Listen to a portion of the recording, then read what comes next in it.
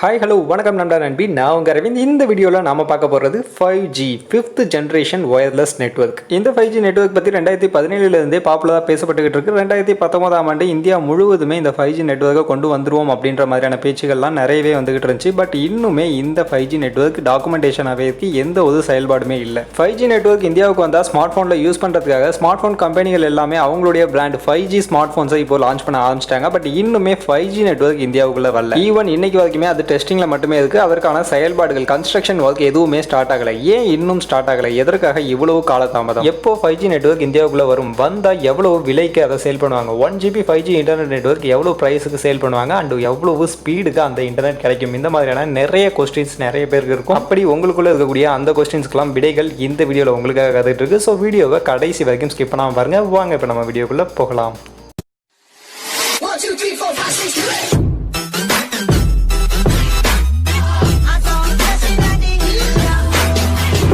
So first இந்த 5G பற்றி பார்க்கறதுக்கு முன்னாடி நாம் யூஸ் பண்ணக்கூடிய இந்த 4G நெட்வொர்க்கை பற்றி பார்த்துருவோம். ஏன்னா இன்னுமே நிறைய பேர் எனக்கு 4G ஒழுங்காக கிடைக்கலப்பா, அதுக்குள்ளே நீ 5G பற்றி பார்க்க போயிட்டியே அப்படின்னு நிறைய பேர் கேட்பீங்க. அதுதான் உண்மையும் கூட. இந்தியா முழுவதுமே இன்னும் 4G ஒழுங்காக அவங்க கொடுக்க ஆரம்பிக்கல. நிறைய இடங்களில் 3G நெட்வொர்க் தான் கிடைக்கும். நிறைய இடங்களில் 4G அப்படின்றது மொபைல் மேலே 4G VoLTE அப்படின்னு மட்டுமே காட்டும். பட் இன்டர்நெட் ஸ்பீட் அப்படின்றது 3G 2G லெவலில் தான் நமக்கு கிடைச்சிக்கிட்டு இருக்கு. பட் நான் இப்போ சொல்ல போது உங்கள் எல்லாருக்குமே ஆச்சரியமாக இருக்கலாம். இந்தியாவுடைய ஆவரேஜ் 4G இன்டர்நெட் ஸ்பீட் எவ்வளோ அப்படின்னு நீங்கள் பார்த்தீங்கன்னா 9.31 Mbps. என்னடா சொல்கிறேன், நான் இன்னும் 1 Mbps என் ஃபோனில் வந்து பார்த்ததே இல்லையா அப்படின்னு நிறைய பேர் கேட்கலாம். பட் ஆக்சுவல் ஃபேக்ட், இந்தியா முழுவதும் எடுத்த சர்வேல இந்தியாவில் 4G இன்டர்நெட்டுடைய ஸ்பீட் ஆவரேஜ் ஸ்பீட் அப்படின்றது பார்த்தீங்கன்னா 9.31 Mbps வந்துருக்கு. பட் இந்த ஸ்பீட் கான்ஸ்டன்ட் கிடையாது. Depends upon the place and network provider. இந்த ஸ்பீட் அப்படின்றது சேஞ்ச் ஆகும். ஒரு சில இடங்களில் ரொம்பவே அதிக ஸ்பீடான இன்டர்நெட் கிடைக்கும், ஒரு சில இடங்களில் ரொம்பவே கம்மியான இன்டர்நெட் ஸ்பீட் கிடைக்கும். ஸோ இது வந்து ஆவரேஜ் ஸ்பீட். ஸோ இந்தியாவில் 9.31 Mbps ஆவரேஜ் இன்டர்நெட் ஸ்பீட் கிடைக்குது. எந்த கண்ட்ரியில் இருக்கிறதுலே அதிகமான 4G இன்டர்நெட் ஸ்பீட் கிடைக்குது அப்படின்னு நீங்க பாத்தீங்கன்னா சிங்கப்பூர்ல தான் இருக்கிறதுலே high speed 4G internet network அப்படின்றத அவங்க ப்ரொவைட் பண்ணிட்டு இருக்காங்க. அவங்க ப்ரொவைட் பண்ணக்கூடிய அந்த ஸ்பீட் எவ்வளவு அப்படின்னு நீங்க பாத்தீங்கன்னா 44 Mbps ஸ்பீட்ல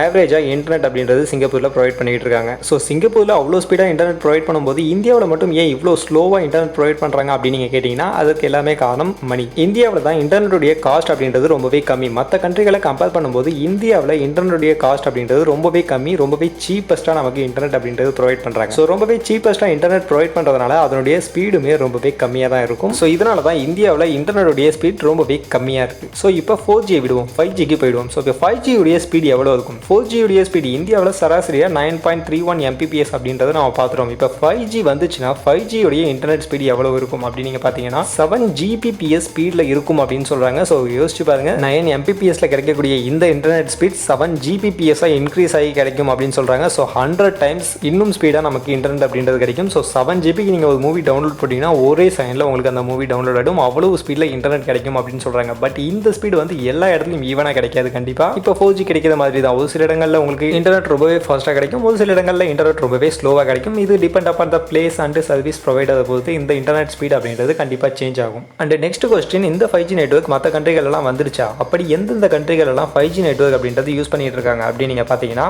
China, America, Britain, Germany, south Korea மாதிரியான கண்ட்ரிகள் எல்லாம் 5G நெட்வொர்க் ஆல்ரெடி வந்துருச்சு. அவங்க எல்லாருமே 5G ஆல்ரெடி யூஸ் பண்ணிக்கிட்டு இருக்காங்க. ஸோ அங்கெல்லாம் பார்த்தீங்கன்னா நிறைய நிறுவனங்கள் ஆல்ரெடி 5G ப்ரொவைட் பண்ணிட்டு இருக்காங்க. அந்த வகையில் சைனாவில் பார்த்தீங்கன்னா ஹவாய், ZTE அண்ட் ஸ்வீடனில் பார்த்தீங்கன்னா எரக்ஷன், சவுத் கொரியாவில் சாம்சங், ஃபின்லாண்டில் நோக்கியா மாதிரியான கம்பெனிகள்லாம் சக்ஸஸ்ஃபுல்லாக 5G இம்ப்ளிமெண்ட் பண்ணி அந்த கண்ட்ரிகளுக்கு 5G அப்படின்றத ப்ரொவைட் பண்ணிட்டு இருக்காங்க. ஸோ இப்போ இந்தியாவுக்கு 5G ப்ரொவைட் பண்ணும் அப்படின்னா இங்கே இருக்கக்கூடிய நெட்வொர்க் ப்ரொவைடர் ஜியோ, ஏர்டெல் மாதிரியான கம்பெனிகள் இந்த கம்பெனிகள்டேருந்து 5G சர்வீஸை வாங்கி இந்தியாவுக்கு ப்ரொவைட் பண்ணணும். ஸோ இதற்கான வேலைப்பாடுகள் ஆல்ரெடி ஆரம்பிச்சிட்டாங்க. ஆக்சுவலாக இந்தியன் கவர்மெண்ட்டும் வந்து 5G இந்தியாவுக்கு கொண்டு வரதுக்காக 5G ப்ராஜெக்ட்டுக்கான டெண்டர் ரிலீஸ் பண்ணியிருந்தாங்க. பட் அந்த டெண்டரை ஏர்டெல், BSNL மாதிரியான எந்த ஒரு நிறுவனமுமே எடுக்க முன் வரல. ஜியோ மட்டுமே நாங்கள் கொண்டு வரோம் அப்படின்னு சொல்லி அவங்க முன் வந்து அவங்க அந்த டெண்டரை எடுத்து இப்போ அதற்கான ப்ராசஸை பண்ணிட்டு இருக்காங்க. ஏன் ஏர்டெல் மாதிரியான நிறுவனங்கள் முன் வரல அப்படின்னு நீங்க பார்த்தீங்கன்னா ஆல்ரெடி லாஸ்ட் இயரே Airtel, Aircel, Vodafone, Idea, BSNL மாதிரியான எல்லா நிறுவனங்களுமே லாஸ்ட்ல தான் போயிட்டு இருக்கு. ஜியோ இன்டர்நெட் பிரைஸை கம்மியாக கொடுக்க ஆரம்பிச்சதுலேருந்து இவங்க கம்பெனிகளுடைய ஷேர் அப்படின்றது ரொம்பவே கம்மியாயிடுச்சு. இவங்களுடைய ப்ராஃபிட் ப்ராஃபிட் அப்படின்றது ரொம்பவே கம்மியாயிடுச்சு. ஸோ அதனால் லாஸ்ட்டில் தான் இந்த கம்பெனிகள் எல்லாமே போயிட்டு இருக்கு. ஸோ இந்த நிலைமையில் 5G மாதிரியான ஒரு புது டெக்னாலஜியில் இன்வெஸ்ட் பண்ணுறதுக்கு அவங்க ரெடியாக இல்லை. ஸோ இதனால தான் ஏர்டெல் மாதிரியான கம்பெனிகள் உள்ள வரல. அது மட்டும் இல்லாமல் இப்போ 5G சர்வீஸை உள்ள ப்ரொவைட் பண்ணணும் அப்படின்னா கண்டிப்பாக நாம சைனாவில் இருக்கக்கூடிய ஹவாய் நிறுவனத்தோட டைப் வச்சு அவங்க கிட்ட இருந்து தான் நம்ம 5G சர்வீஸை வாங்கி நம்ம இந்தியாவில் ப்ரொவைட் பண்ணுற மாதிரி இருக்கும். ஏன்னா சைனா தான் இந்தியாவுக்கு நியர்பையில் இருக்கக்கூடிய கண்ட்ரி. ஸோ அங்கேருந்து 5G நெட்வொர்க்கை இந்தியாவுக்கு கொண்டு வரதுக்கான காஸ்ட் ரொம்பவே கம்மியாகும். ஸோ அதனால் இந்தியாவிலையும் 5G நெட்வொர்க்கு கம்மியான காஸ்ட்டில் ப்ரொவைட் பண்ண முடியும். பட் இதுவே சவுத் கொரியாவில் இருக்கக்கூடிய சாம்சங் இல்லை ஃபின்லாண்டில் இருக்கக்கூடிய நோக்கியா கிட்டேருந்து நம்ம அந்த 5G சர்வீஸ் வாங்கணும் அப்படின்னா நம்ம அந்த கண்ட்ரிலேருந்து நம்ம இந்தியா வரைக்கும் 5G பைப்லைன் அப்படின்றது நம்ம அண்டர் கிரவுண்டில் போடுற மாதிரி இருக்கும். ஸோ அதற்கான காஸ்ட்டும் அதிகமாகும். அதை கன்ஸ்ட்ரக்ட் பண்ணுறதுக்கான டைமுமே ரொம்பவே அதிகமாக இருக்கும். ஸோ இப்போ இந்தியாவுக்கு இருக்கக்கூடிய பிரச்சனை என்ன அப்படின்றது பார்த்தீங்கன்னா ஹவாய் நிறுவனம், சைனாவில் இருக்கக்கூடிய இந்த ஹவாய் நிறுவனத்து மேலே அமெரிக்கா மாதிரியான நிறைய கண்ட்ரிகள் நம்பிக்கை இல்லை அப்படின்ற மாதிரி சொல்லிட்டு இருக்காங்க. இந்தியாவுமே ஹவாய் கிட்டேருந்து நம்ம 5G சர்வீஸை வாங்கி நம்ம இந்தியாவில் ப்ரொவைட் பண்ணோம் அப்படின்னா அது நமக்கு ஆபத்து.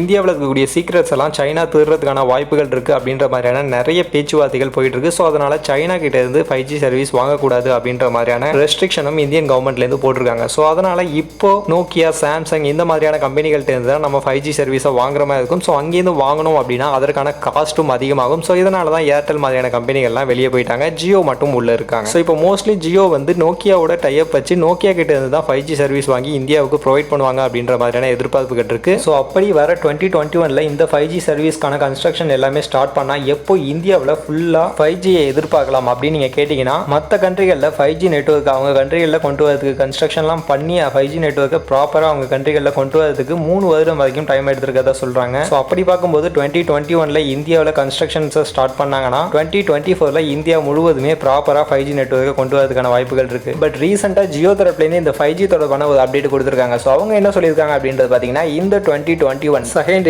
மேபி செப்டம்பர் டு டிசம்பருக்குள்ள இந்தியாவில் 5Gயை கொண்டு வந்துடும் அப்படின்ற மாதிரியான ஒரு அப்டேட்டை இப்போ ரீசெண்டாக ஜியோ தரப்புலேருந்து சொல்லியிருக்காங்க. பட் இது எந்த அளவுக்கு சாத்தியம் அப்படின்றதுல மேபி இந்தியாவில் இருக்கக்கூடிய மெட்ரோபாலிட்டிகன் சிட்டிஸில் மட்டும் 5G நெட்வொர்க்கை முதல்ல கொண்டு வரதுக்கான வாய்ப்புகள் இருக்குது. பட் அதுவுமே 2021 கடைசி இந்த எண்டுக்குள்ளே அவங்க கொண்டு வரதுக்கான வாய்ப்புகள் ரொம்பவே கம்மி தான். அப்படி கொண்டு வராங்களா இல்லையா அப்படின்றத நம்ம வெயிட் பண்ணி தான் பார்க்கணும். அண்ட் ஃபைனலி இந்த 5G நெட்வொர்க் இந்தியாவுக்குள்ளே வந்தால் என்ன ப்ரைஸுக்கு கொடுப்பாங்க, 1GB இன்டர்நெட்டுடைய ப்ரைஸ் எவ்வளவா இருக்கும் அப்படின்ற மாதிரியான கொஸ்டின்ஸ் நிறைய பேருக்கு இருக்கும். ஆக்சுவலாக இதுக்கும் ஜியோ தரப்புலேருந்து ஒரு சின்ன ஹிண்ட் கொடுத்துருக்காங்க. ஸோ அவங்க சொல்லியிருக்கிறது என்ன அப்படின்றது பார்த்தீங்கன்னா 4G மாதிரியே 5Gயும் ஒரு அஃபோர்டபுள் ப்ரைஸ் செக்மெண்ட்டில் தான் கொடுப்போம் அப்படின்ற மாதிரி சொல்லியிருக்காங்க. பட் அதற்காக 5G உடைய ஸ்பீடை கொஞ்சம் கம்மி பண்ணி நமக்கு கொடுக்கறதுக்கான வாய்ப்புகளும் இருக்குது. அது எப்படி கொடுக்குறாங்க, என்ன விலைக்கு கொடுக்குறாங்க அப்படின்றதெல்லாம் அஃபிஷியலாக நம்ம தெரிஞ்சுக்கணும் அப்படின்னா நம்ம வெயிட் பண்ணி தான் பார்க்கணும். பட் இன்டர்நெட்டில் இந்த 5G உடைய ப்ரைஸ் பற்றி நிறைய விஷயங்கள் ஸ்ப்ரெட் ஆகிட்டு இருக்கு. நிறைய பேர் 5G உடைய ப்ரைஸ் இதுவாக தான் இருக்கும், இந்த ப்ரைஸுக்கு தான் லான்ச் பண்ணுவோம் அப்படின்ற மாதிரியான நிறைய கருத்துக்களை சொல்லிட்டு இருக்காங்க. ஸோ அந்த வகையில் 5G உடைய ப்ரைஸ் என்னவா இருக்கும் அப்படின்னு நீங்கள் பார்த்தீங்கன்னா மேபி 1GB காஸ்ட் 500 rupees அப்படின்ற மாதிரியான ஒரு காஸ்ட்டில் இருக்கலாம் அப்படின்னு எதிர்பார்க்கப்படுது. 1GB 5G இன்டர்நெட்டுடைய விலை 500 rupees இருக்கிறதுக்கான வாய்ப்புகள் இருக்குது.